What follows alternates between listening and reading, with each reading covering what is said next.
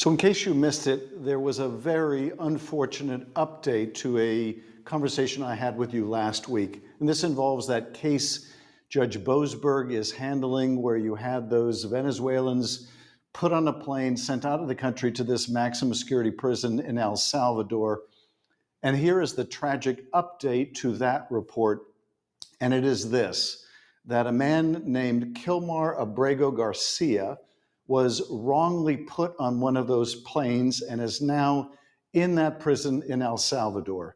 Here is how White House Press Secretary Carolyn Leavitt describes that colossal mistake that resulted in a man being put in a maximum security prison in El Salvador. Well, first of all, the error that you are referring to was a clerical error. It was an administrative error.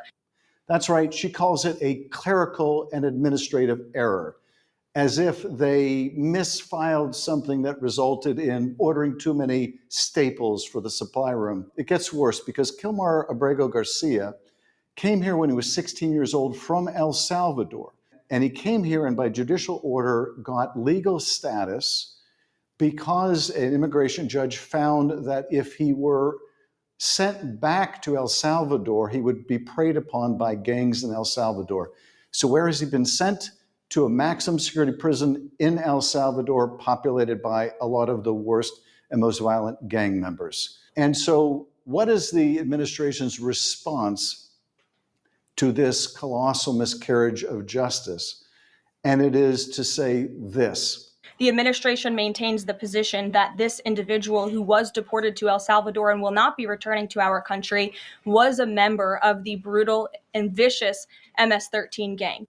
So they claim that he was convicted of being a gang member, which begs the question, naturally, where was he convicted of this crime of being a gang member?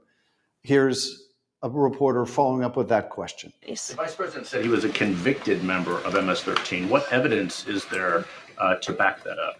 There's a lot of evidence, and the Department of Homeland Security and ICE have that evidence, and I saw it this morning. Now, she said that she saw evidence of this conviction, but of course, when she's pressed on it, she can point to no evidence that he's been convicted in any court in the country of being a gang member or any other criminal offense.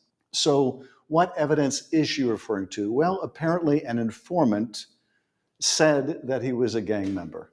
Well, I was a prosecutor for almost 6 years. And I'm very familiar with people who are informants in the criminal justice system.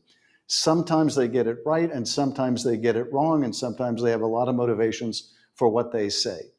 And the reality is, I don't know whether this informant was right, and more importantly, neither does the White House. That was Canada's blonde moment, and I am out.